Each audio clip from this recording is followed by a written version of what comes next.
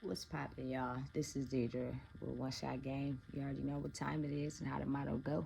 You get one shot at life, but a lifetime to learn all the game you need to improve yourself. So I'm gonna make this video real quick because I'm tired. But I just want people to understand that a lot of us in life understand our value early in life, and we tend to be able to see the unseen ahead of time of what we're capable of, but we tend to block it out because of physical factors. Meaning, as you're growing up from a young kid and you're going through life, you're noticing that you're able to see things far beyond reach than what other people can see. You're able to probably put things together way before anybody even notices what's going on. So in your mind, you're understanding that I'm different. I'm very much different from everybody else in the world around me. But I'm too busy getting educated about who I am from people who think that I should fall in line due to what they feel I should. Right?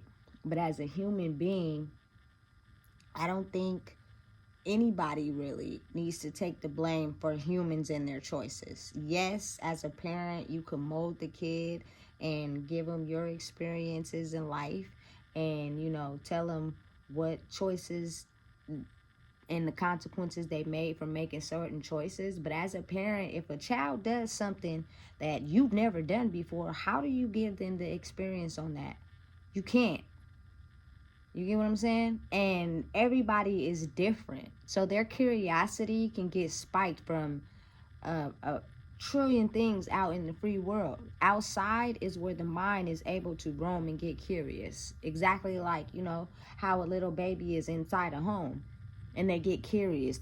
So we have to buy socket plugs so they don't stick their finger in the socket. You have to get drawer ties so they don't open the drawer and figure out what's in there.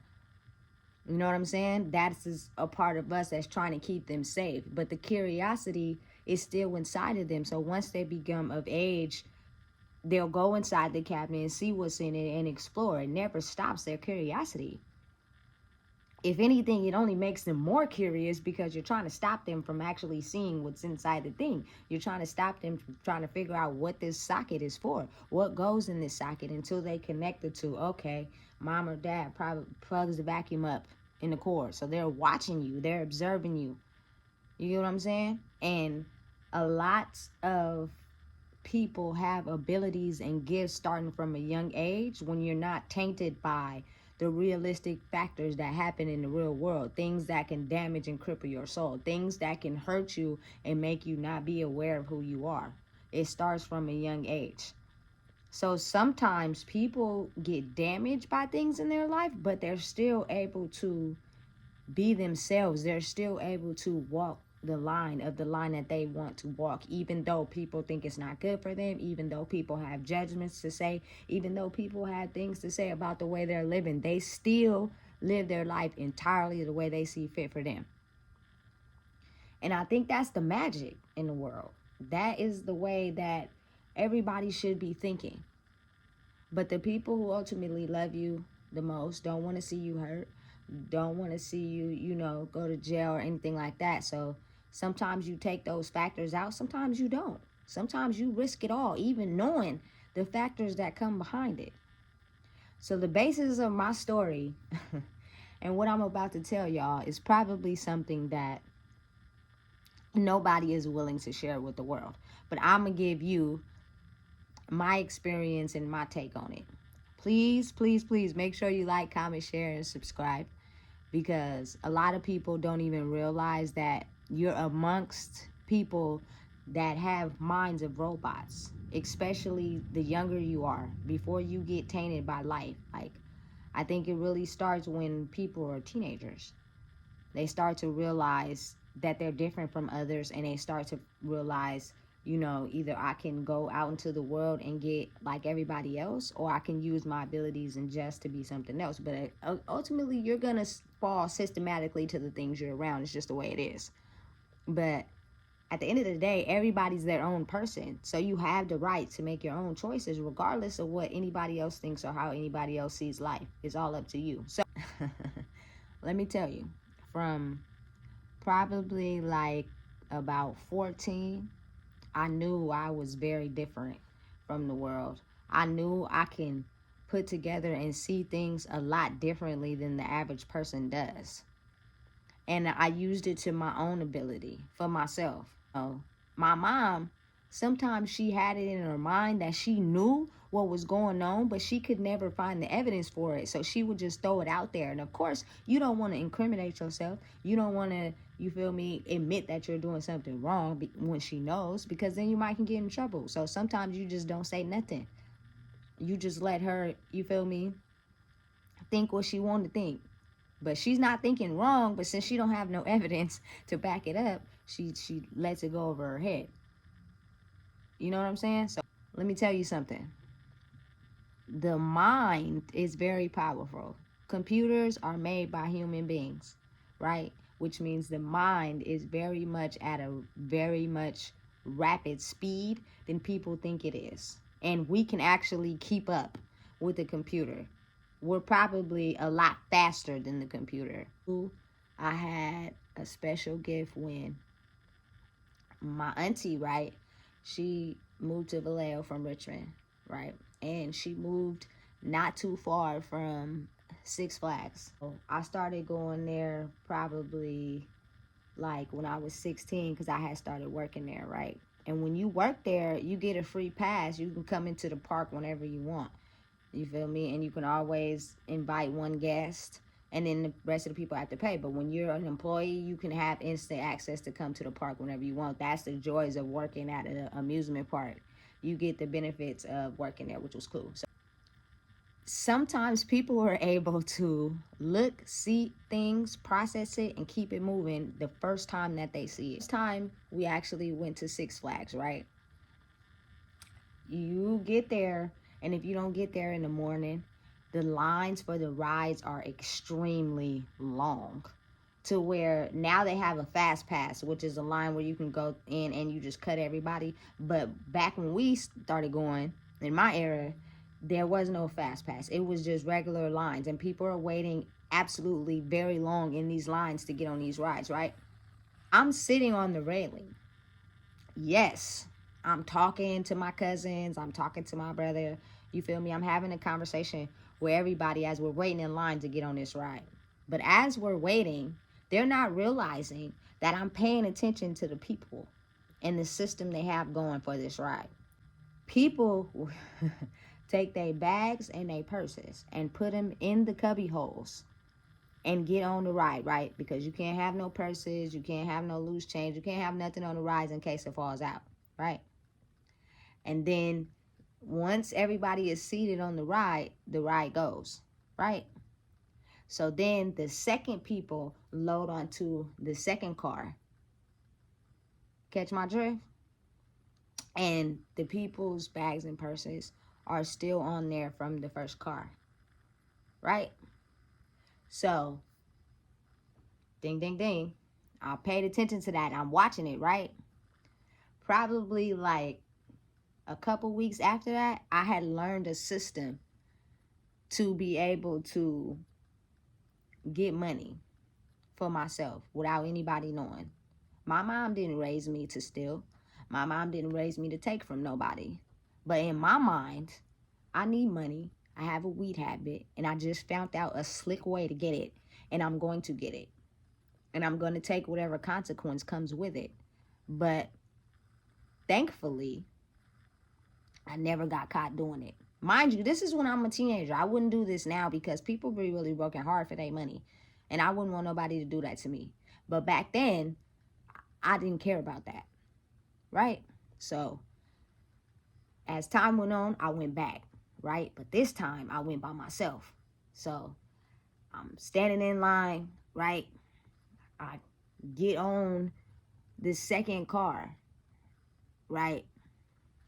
As I'm getting on the second car to the ride, you feel me? We go around one time and then the ride gets off. It's time to get off the ride, right? The people that are with me had took their purses and wallets and stuff out of the cubby holes. But I bent down and act like I was tying my shoe. The moment I get up and get my stuff out the cubby hole, it is still a purse of somebody who's on the ride after me. Snatch that purse. You feel me? Put it under my jacket. Put it somewhere where can't nobody see it. Hurry up, walk down the stairs, go to the nearest bathroom. It's an amusement park. Everybody brings thousands, maybe hundreds of dollars to the amusement park. Before credit cards and debit cards was a thing, people had cash on them. You feel me? So I would get to the bathroom. I would go in a stall. I would open the wallet, take all the money out, and put the wallet and the purse in the trash can on my way out the bathroom. Right?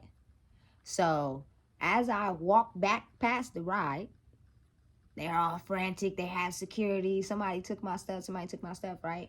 And they probably eventually found it in the bathroom, but all the money was gone because I took it. And I leave the park. I do that about maybe 5 times on the rides. I leave the park. By the time I leave the park, I then left with way more money than I even came with. Sometimes I didn't even come with nothing because I was broke. But I left with at least close to $500, maybe $1,000 sometimes, because people was carrying cash for the games, their kids, all that, right?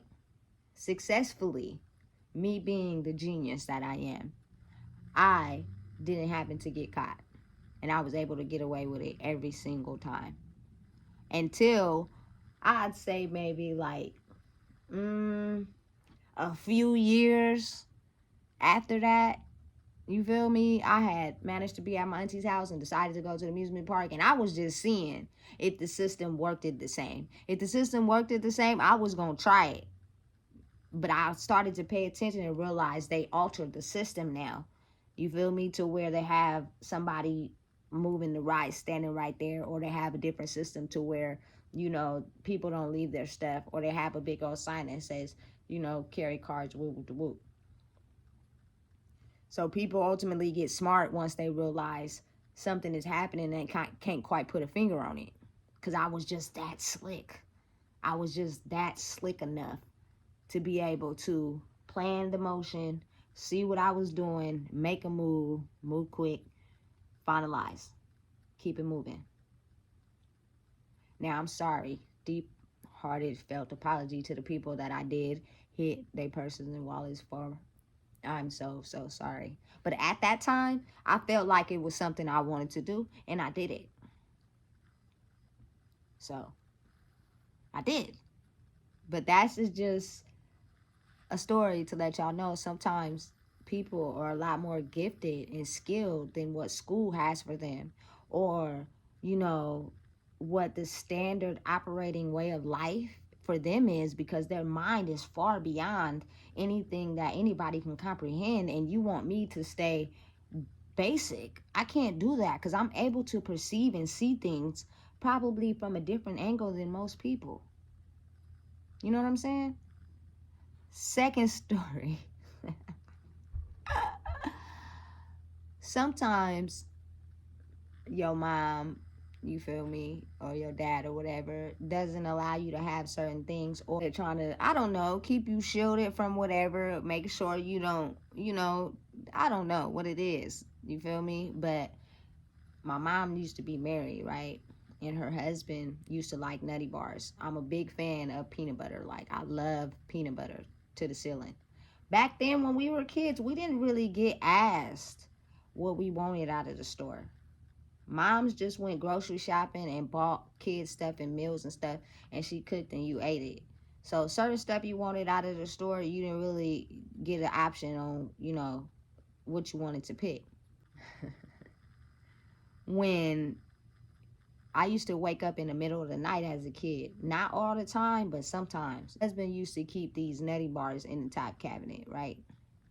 I would wake up at like 2, 3 o'clock in the morning, and I would check all the surroundings. My mom used to go to sleep with the TV on sometimes, and then sometimes she would turn it off, or her door would be closed. You feel me? And then I know my brother is sleeping. So I go get out of bed. I go to the bathroom first, make it seem like I'm using the bathroom, right? Flush the toilet, and then turn the light off. Right? And then check the scene. Make sure I don't hear no noises. Because I can hear really good. So I'm making sure I don't hear no noises. I'm making sure I don't hear no rumbling. I'm making sure I don't hear no voices and no lights is on. So once I figured that out, I moved in the dark. And I would travel all the way to the kitchen, right? Mind you, when I get to the kitchen, it's a nightlight on. Like my mom, when we was young, she would keep nightlights on for us. You know what I'm saying? She wouldn't make it completely dark in some of the hallways, so she would keep nightlights. So it was one in the kitchen or one in the hallway of the kitchen, right? So a little bit of light helped me navigate where I was going and what I was doing. So I would hop on the counter and I would see if the box of Nutty Bars is open. If the box of Nutty Bars is not open, that means it's not good for me to get one, because her husband will then know that it was me who opened it. So the box has to be open. Make sure the box is open, right? The box is open. Say he got like maybe more than 5 left. I would take one and eat it. You feel me? And move like one from the back to the front so he wouldn't know it was missing. I did that for so long that it just didn't make no sense. It like, I'm pretty sure at some point he had to know, or my mama had to know, something was going on. But when you don't have no evidence and you can't put a finger on it, you don't exactly know what is happening. And then people usually don't follow their intuition, because I'm pretty sure in my mom's mind, she probably was thinking, no way, there's no way my kids is doing that. There's no way. They're asleep in the bed. There's no way that that's happening. He has to be tripping and eating them and then trying to blame it on my kids or something. Of course, I'm not going to rat on myself. That would be a fool, because then I ain't going to be able to do it no more, right? So I did that for so long. I had a Nutty Bar probably every other night. And one time she mentioned it. Nutty Bars. One time I heard her husband in the kitchen talking about, oh, my Nutty Bar is coming up missing. Ooh, woo, woo, woo, da, da, da, da. Of course, I'm not going to incriminate myself. But y'all not even realizing that I didn't navigate it and memorized how to move through this whole house by myself, that I know what to do and how to do it, and to listen and be quiet. Don't be opening the cabinet all loud. Don't be walking all loud. Don't hop up on the counter loud, because if somebody hear you, then they gonna come out. And then you got to be able to listen to see if you hear anybody, so you can pretend that you're not getting a Nutty Bar. You doing something else. But the thing is, parents back in those days didn't really come out in the middle of the night to see what was going on. And if you move quiet enough, quiet as a mouse, they're not going to come out their room. So then you take the Nutty Bar, take whatever you need, and you go back to your room. And you eat it or whatever, and then you go back to sleep like nothing ever happened. Super dumb smart, man. Like, for real, for real. I knew I was different when I was able to cultivate that so many times and get away with it. Even after I would hear her husband be like, oh, somebody taking my stuff, I'm not going to tell on myself. But the fact you ignoring your intuition and not really realizing, because in your mind you thinking, oh, I probably ate it. Oh, I probably ate it or something. That's why it's, but you're not even realizing. I got the mind of a maniac. I seen something I wanted and I got it.